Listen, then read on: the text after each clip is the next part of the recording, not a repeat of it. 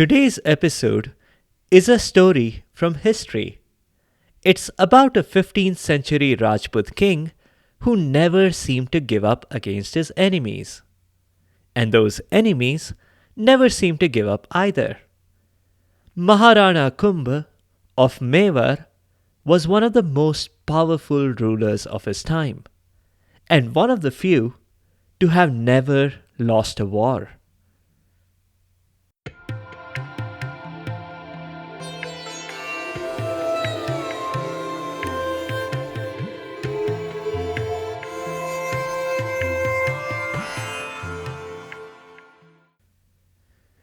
Welcome to Stories from India. This is a podcast that will take you on a journey through the rich mythology, folklore, and history of the Indian subcontinent. I am Narad Muni, the celestial storyteller and the original Time Lord. With my ability to travel through space and time, I can bring you fascinating stories from the past, the present, and the future. From the epic tales of the Mahabharata and Ramayana to the folk tales of the Panchatantra, to stories of Akbar Birbal and Tenali Raman. I have a story for every occasion. The purpose of the stories is neither to pass judgment nor to indoctrinate. My goal is only to share these stories with people who may not have heard them before, and to make them more entertaining for those who have. Today's story is neither mythology nor folklore. It's firmly on the history side of the fence. We are going to talk about Maharana Kumbha. Thank you, Ankur, for suggesting that we cover the life of this legendary Rajput king. Let's jump right in.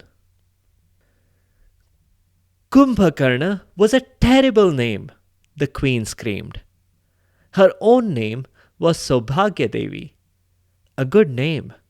Literally, it means good luck goddess. And she was intent on seeing that her son, the little prince, got a good name as well.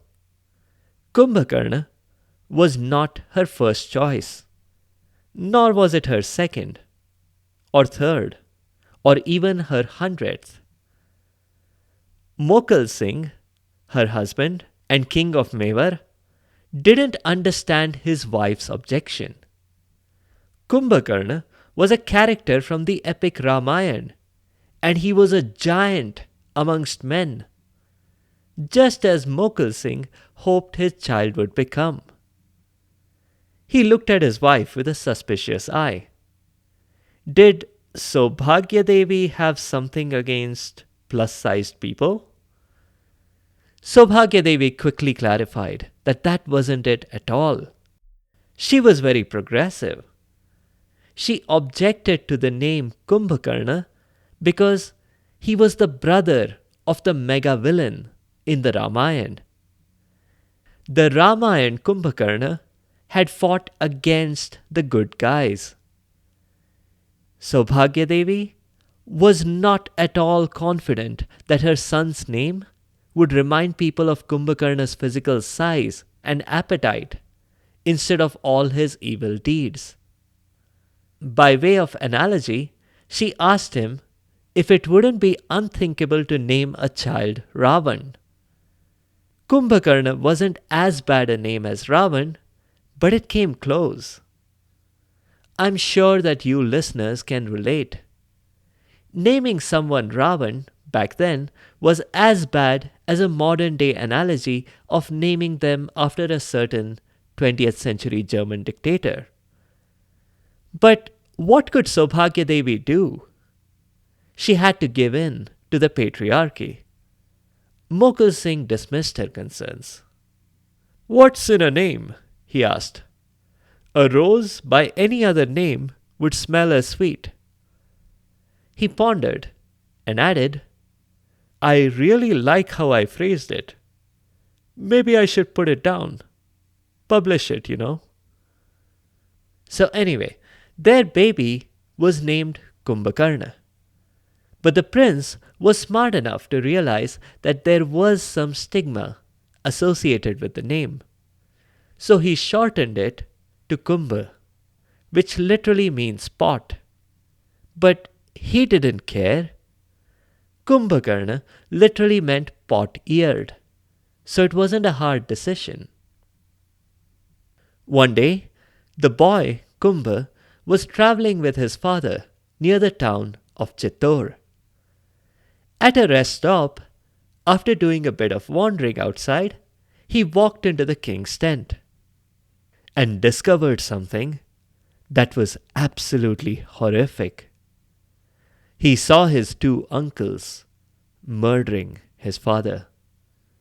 Mokal Singh's brothers, Chacha and Maira, had decided that their brother had sat on the throne for too long and he needed to go on a trip to the afterlife, whether he liked it or not.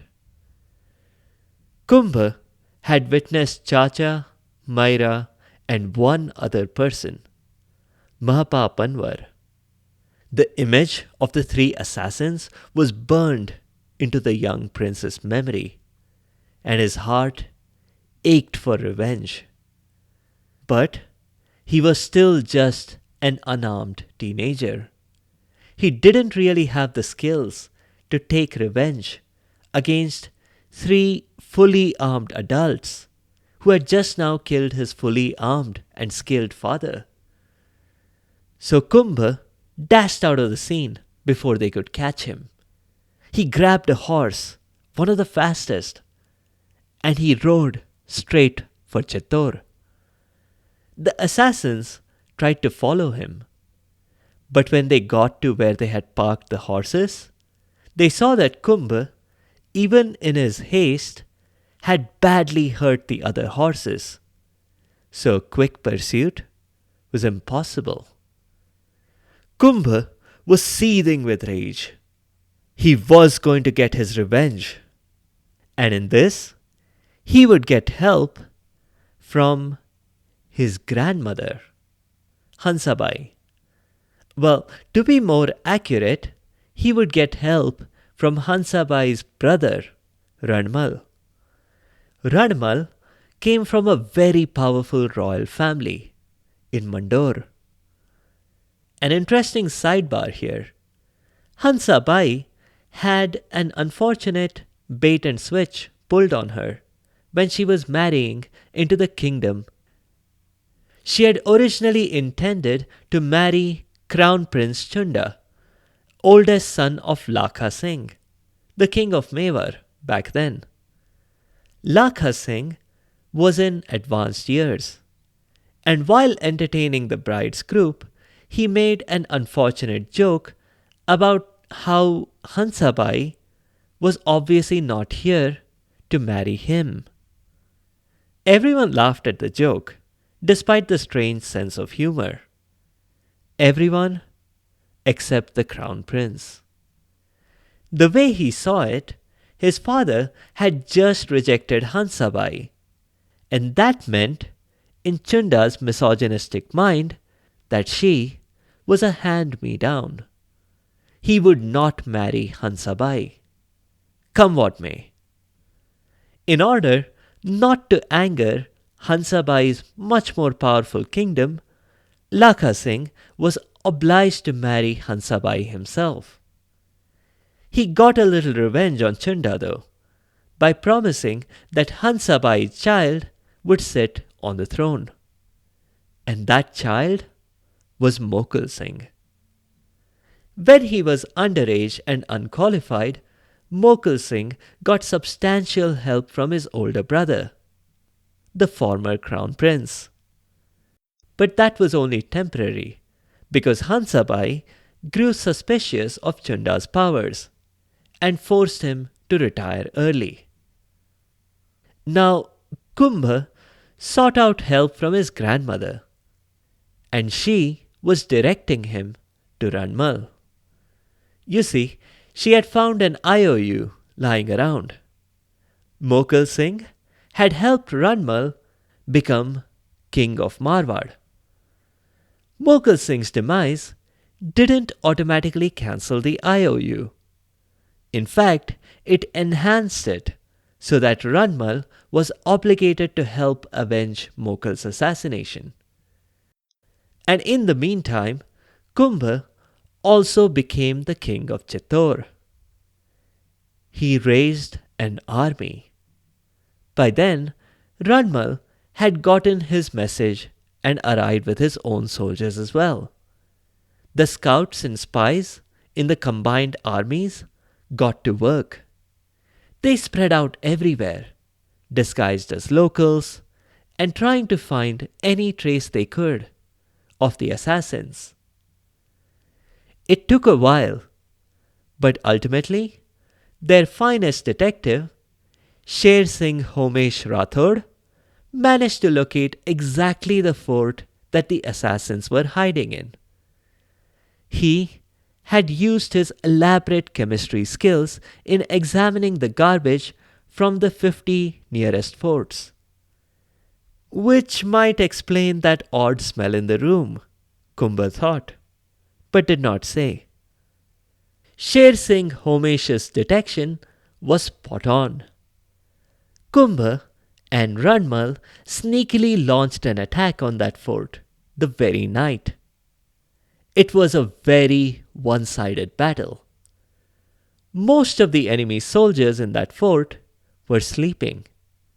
They surrendered easily enough when they realized that they were being woken up, not to be served breakfast in bed, but to be put in handcuffs. Chacha and Myra were found and swiftly executed. There was no trial. But Mahpa Panwar was nowhere to be found. The entire fort was searched from top to bottom. They could not find him. And yet, Sher Singh Homesh's skills had placed him exactly in this fort a few hours ago. Ultimately, the truth came out. Mahpa Panwar had sneaked out in the guise of a milkmaid. Kumbha's guards at the gates were screening everyone, but not suspecting anything. They had let the milkmaid pass.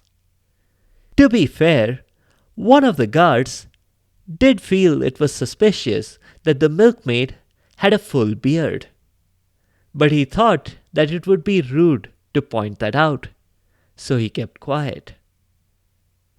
It wasn't quite back to square one for Kumbha, considering that he did get Chacha and Myra. But Kumbha was annoyed at having let the assassin pass through his fingers. It took several more years to locate Mahpa Panwar. And again, it needed all of Sher Singh Homesh's skills. This time, the assassin was found to be in the fort of Mandu, in the Sultanate of Malwa. Mahmud Khilji, the Sultan of Malwa, knew and recognized who Mahpa Panwar was. They were wanted posters all over the country. And yet, the Sultan sheltered him. Khilji ignored Kumbha's demands for Panwar's surrender. Why should he not? The Sultan told himself. The two kingdoms had not signed any kind of extradition treaty, had they?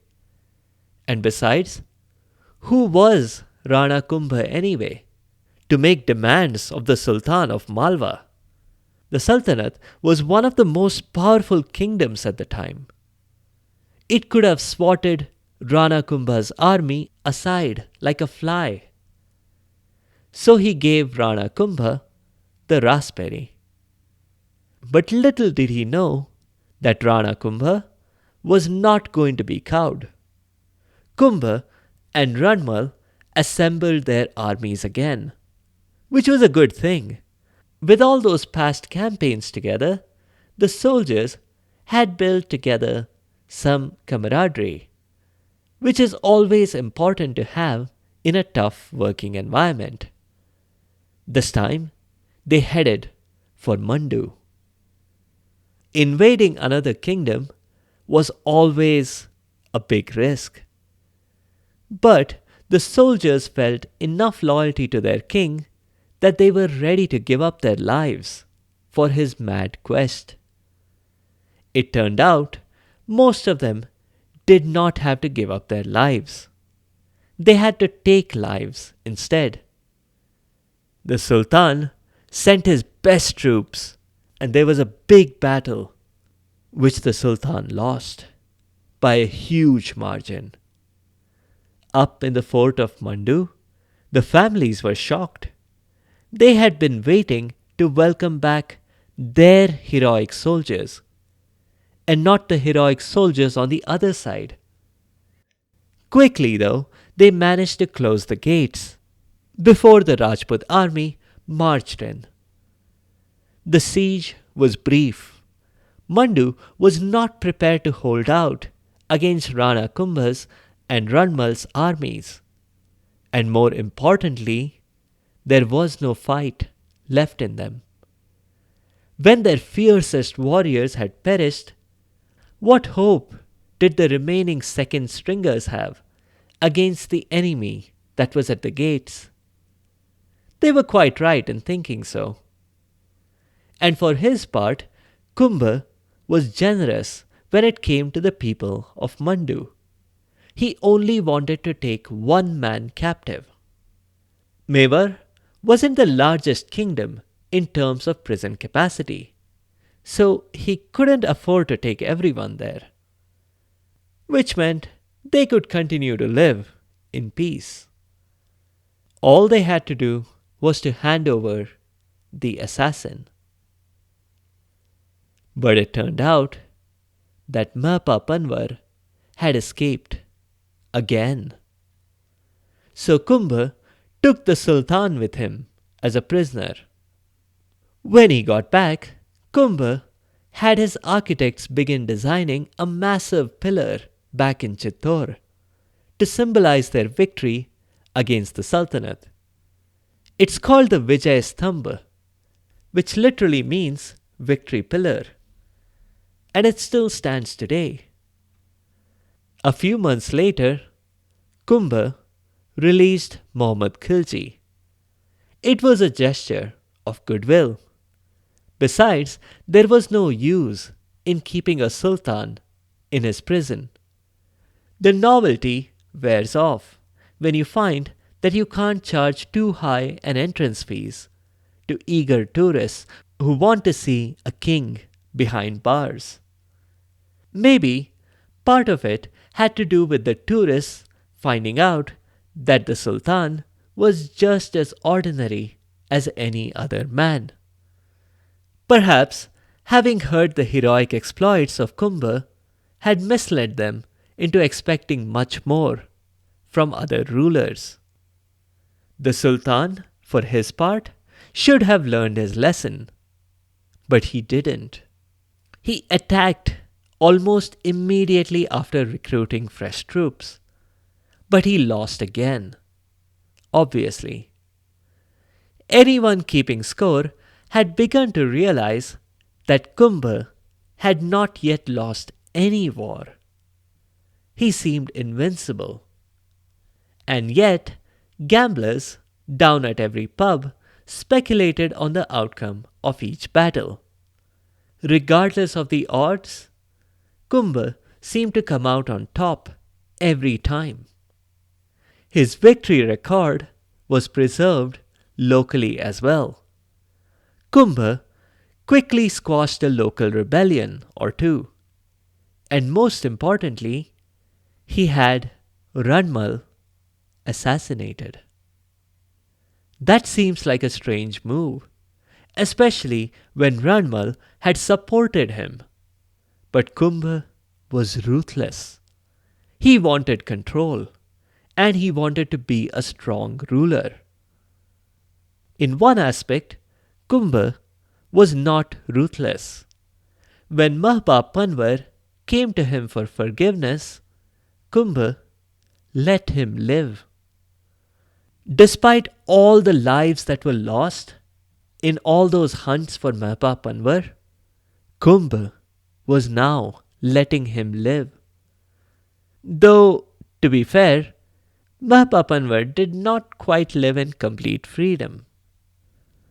As Kumbha notched one victory after another, he seemed more and more of a formidable opponent to all the other kingdoms around him, which was not a good thing because it attracted the attention of powerful kingdoms like the Sultanate of Nagaur and the Sultanate of Gujarat. The Sultan of Nagaur showed up at Kumbha's court. At least, Shams Khan claimed to be the rightful Sultan of Nagaur. He had been deposed by the current Sultan, Mujahid Khan, so he had come seeking Kumbha's help. Kumbha had learned. He had let Mahmud Khilji go only to have that Sultan attack him. So this time, Kumbha only agreed to help on one condition. Shams Khan would have to promise that once he became the Sultan of Nagaur, he would take down the battlements of his fort. In case you haven't heard the term before, a battlement is a parapet at the top of a fort wall, with regularly spaced squared openings for shooting through. Shams Khan readily agreed to demolish these battlements. But, spoiler alert, he didn't. Kumbha's armies easily routed Nagaur and helped Shams Khan become the Sultan. But Shams Khan kept making excuses not to take down the battlements. After being incredibly patient about this, Kumbha decided finally that if he needed a job well done, he needed to do it himself. So, Kumbha invaded Nagaur and demolished the battlements himself. Kumbha had intended to have Shams Khan present at the scene so that the Maharana could lecture this Sultan on how exactly battlements should be destroyed. But Shams Khan had escaped. That should have triggered a review of the siege protocol or something, because this was getting to be a habit. Mahapa Panwar had done it twice already, and now this. Shams Khan went to Qutubuddin, the Sultan of Gujarat. Qutubuddin was more than willing to work with Shams Khan. Kumbha needed to be taught a lesson. He estimated that between their armies, they could definitely defeat Kumbha easily. But just to be on the safe side, they decided to include Sultan Mahmud Khilji of Malwa in their plot. 3 armies would easily overwhelm Kumbha. Qutubuddin said that he had a strategy that he liked to call divide and conquer. Basically, one big unit of his troops, led by his general Imad-ul Mulk, would attack Kumbha's forces at the city of Abu. Kumbha wouldn't resist fighting in the battlefield himself, and while he was away, they'd perform what Qutubuddin called a pincer move. The combined Gujarat and Nagaur army would attack at one end, and Khilji's army would attack from the other direction. If this didn't bring Kumbha to his knees, Qutubuddin promised to eat his hat. The attack at Abu was swift and brutal, but Qutubuddin and Shams Khan did not find that out immediately. Imad-ul Mulk came to them with a very small crew of soldiers. This was all that remained. The general claimed that Kumbha had completely routed the Gujarat forces at Abu. But the silver lining was that Kumbha was busy at Abu, so the time to strike was right now. But when the soldiers began getting out their better wages now placards, the general had to quickly clarify. He meant strike, as in hit deliberately and forcefully, and not a refusal to work. The soldiers quietly complied. They dropped their placards, put their helmets back on, and got ready for battle. The coalition army advanced on Kumbhalgarh. With Kumbha out of the picture, this should be a cakewalk, they thought. They were right. It was a cakewalk. But for Kumbha, because, you see, he was already back at Kumbhalgarh, using a shortcut that Imad ul Mulk didn't know about. Kumbha had correctly figured the attack in Abu for what it was, a diversion. And he had been smart enough to realize that the diversion was not just from the Malwa army, attacking from the opposite direction. While they were heading back home, with the battered remains of their armies, Shams Khan asked Qutubuddin if he wanted any salt and pepper to sprinkle on his hat. There was another battle or two with these sultans, but again, Kumbha won those easily. Ultimately, Kumbha could retire with an unbeaten record. Except he didn't retire. He was killed by his own son. Udaisimha approached Kumbha as the king sat praying at a temple. Killing a warrior without giving them a chance to defend themselves is about the worst possible sin for someone in the royal Rajput family. Some called it divine justice when Udaisimha was struck and killed by lightning a few years later. That's it for this time. A couple of notes. Maharana Kumbha became quite the legend, not just for all his victories in the battlefield, but also because of the legacy he left behind, which included many large buildings and temples, including some that his father had begun construction on. He also consolidated some of the Rajput kingdoms, though he had been ruthless with some of his own relatives in order to do so. That served him well in battle and against his enemies, though. That being said, his personal vendetta against his father's assassins caused thousands of lives to be lost. At the same time, those early victories helped him build up towards later, more complicated battles. In the next episode, it's Panchatantra time again. We'll do a couple of stories about lions and jackals. We'll see what might be an ancient Indian version of Google Home or Alexa, but it's the animal version. And we'll see one study of the nature versus nurture question when applied to a baby jackal.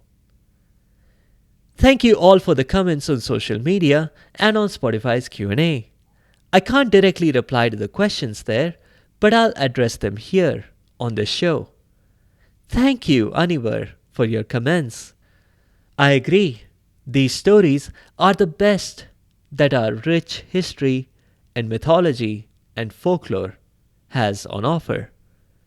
Thank you, Darsh. It was heartwarming to read your comment.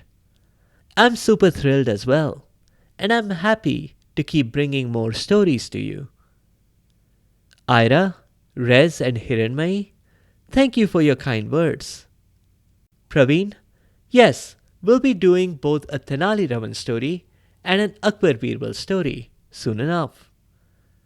Agastya, I love the faith that you're showing to stories from India. But just to be clear, I wouldn't recommend relying on my podcast alone for your history lessons.